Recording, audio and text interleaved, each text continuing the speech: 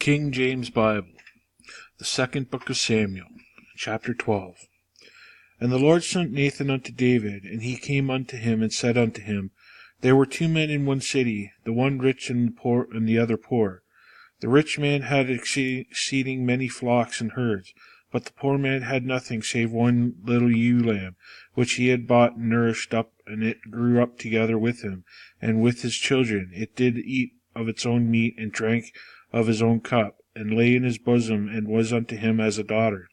And there came a traveller unto the rich man, and he spared to take of his own flock and of his own herd, to dress for the wayfaring man that was come unto him, but took the poor man's lamb, and dressed it for the man that was come to him. And David's anger was greatly kindled against the man, and he said to Nathan, As the Lord liveth, the man that hath done this thing shall surely die, and he shall restore the lamb fourfold, because he did this thing, and because he had no pity.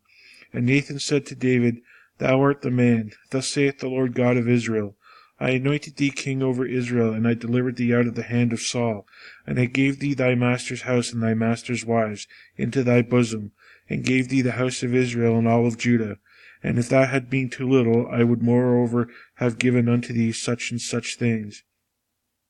Wherefore hast thou despised the commandments of the Lord, to do evil in his sight? Thou hast killed Uriah the Hittite with the sword, and hast taken his wife to be thy wife, and hast slain him with the sword of the children of Ammon. Now therefore the sword shall never depart from thine house, because thou hast despised me, and hast taken the wife of Uriah the Hittite to be thy wife. Thus saith the Lord, Behold, I will raise up evil against thee out of thine own house, and I will take thy wives before thine eyes, and give them unto thy neighbor, and he shall lie with thy wives in the sight of this son. For thou didst it secretly, but I will do this thing before all Israel and before the sun. And David said unto Nathan, I have sinned against the Lord. And Nathan said unto David, The Lord also hath put away thy sin, thou shalt not die. Howbeit, because by this deed thou hast given great occasion to the enemies of the Lord to blaspheme the child, so that is born unto thee shall surely die. And Nathan departed unto his house, and the Lord struck the child that Uriah's wife bare unto David, and it was very sick. David therefore besought God for the child, and David fasted, and went in, and lay all night upon the earth. And the elders of the house arose, and went to him, to raise him up from the earth. But he would not, neither did he eat bread with them. And it came to pass on the 7th day that the child died, and the servants of David feared to tell him that the child was dead. For they said, Behold, while the child was yet alive, we spake unto him, that he would not hearken unto our voice. How will it be then vex himself, if we tell him that the child is dead? But when David saw that his servants whispered, David perceived that the child was dead. Therefore David said unto his servants, Is the child dead? And they said, He is dead. Then David arose from the earth, and washed, and anointed himself, and changed his apparel, and came into the house of the Lord, and worshipped. Then he came to his own house, and when he required, they set bread before him, and he did eat. Then then said his servants unto him, What thing is this that thou hast done? Thou didst fast and weep for the child while it was alive, but when the child was dead, thou didst rise and eat bread. And he said, While the child was yet alive, I fasted and wept. For I said, Who can tell whether God will be gracious to me, that the child may live? But now he is dead, wherefore should I fast? Can I bring him back again? I shall go to him, but he shall not return to me. And David comforted Bathsheba his wife, and went in unto her, and lay with her. And she bare a son, and he called his name Solomon. And the Lord loved him. And he sent by the hand of Nathan the prophet, and he called his name Jedediah, because of the Lord. And Joab fought against Rabbah of the children of Ammon, and took the royal city. And Joab sent messengers to David, and said, I have fought against Rabbah, and have taken the city of waters. Now therefore gather the rest of the people together, and encamp against the city, and take it, lest I take the city, and it be called after my name.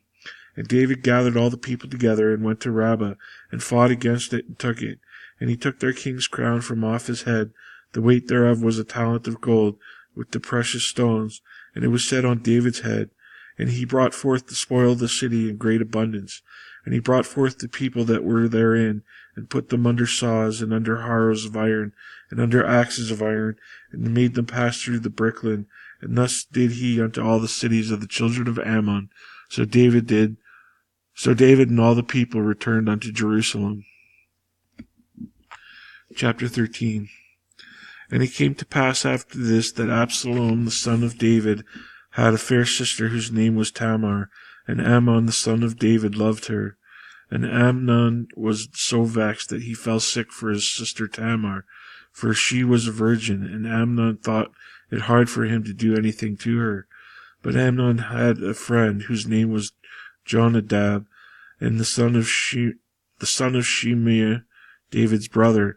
And Jonadab was a very subtle man. And he said unto him, Why art thou, being the king's son, lean from day to day? Wilt thou not tell me? And Amnon said unto him, I love Tamar, my brother Absalom's sister. And Jonadab said unto him, Lay thee down on thy bed, and make thyself sick. And when thy father cometh to see thee, say unto him, I pray thee, let my sister Tamar come, and give me meat, and dress the meat in my sight, that I may see it, and eat it at her hand. So Amnon lay down, and made himself sick. And when the king was come to see him, Amnon said unto the king, I pray thee, let Tamar my sister come, and make me a couple of cakes in my sight, that I may eat at her hand. Then David sent home to Tamar, saying, Go now to thy brother Amnon's house, and dress him meat. So Tamar went to her brother Amnon's house, and he was laid down. And she took flour, and kneaded it, and made cakes in his sight, and did bake the cakes. And she took a pan, and poured them out before him, but he refused to eat. And Amnon said, Have out all men from me. And they went out every man from him. And Amnon said unto Tamar, Bring the meat unto the chamber, that I may eat of thine hand. And Tamar took the cakes which she had made, and brought them into the chamber to Amnon her brother. And when she had brought them in unto him to eat, he took a hold of her, and said unto her, Come lie with me, my sister. And she answered them, Nay, my brother, do not force me, for no such thing ought to be done in Israel. Do not thou this folly. And I whither shall I cause my shame to go? As for thee, thou shalt be as one of the fools in Israel. Now therefore I pray thee, speak unto the king, for he will not withhold me from thee.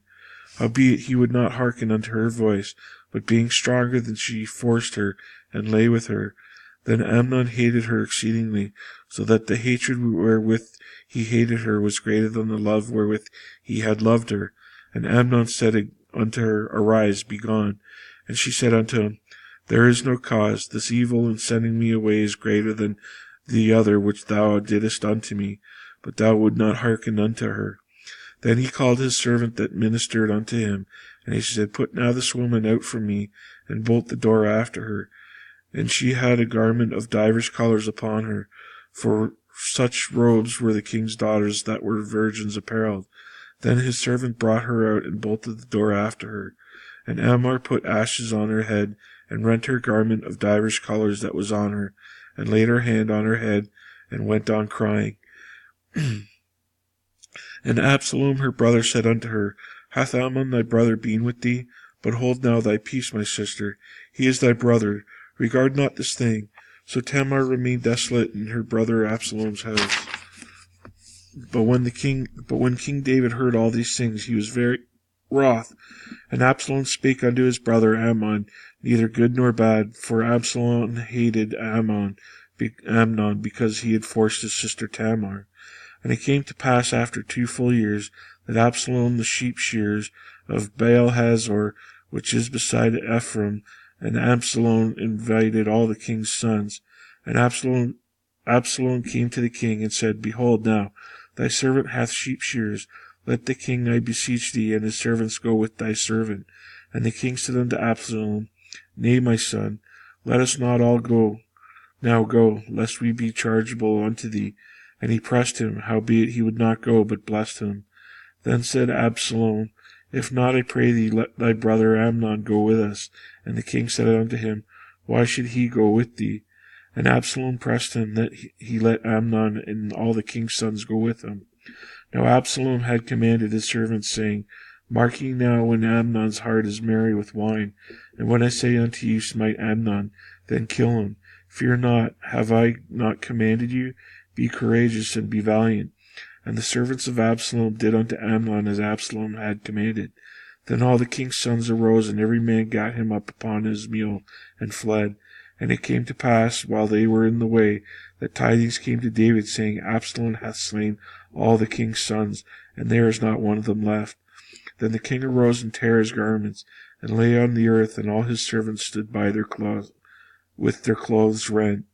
And Jonadab the son of Shimei, David's brother, answered and said, Let not my lord suppose that they have slain all the young men, the king's sons, for Amnon only is dead. For by the appointment of Absalom this hath been determined from the day that he forced his sister Tamar. Now therefore let not my lord the king take the thing to his heart, to think that all the king's sons are dead, for Amnon only is dead. But Absalom fled, and the young man that kept the watch lifted up his eyes, and looked, and behold, there came much people by the way of the hillside behind him. And Jonadab said unto the king, Behold, the king's sons come. As thy servant said, so it is. And it came to pass, as soon as he had made an end of speaking, that, behold, this king's son came, and lifted up their voice, and wept. And the king also did all the servants wept very sore. But Absalom fled, and went to Talmai, the son of Ammihud, king of Geshur.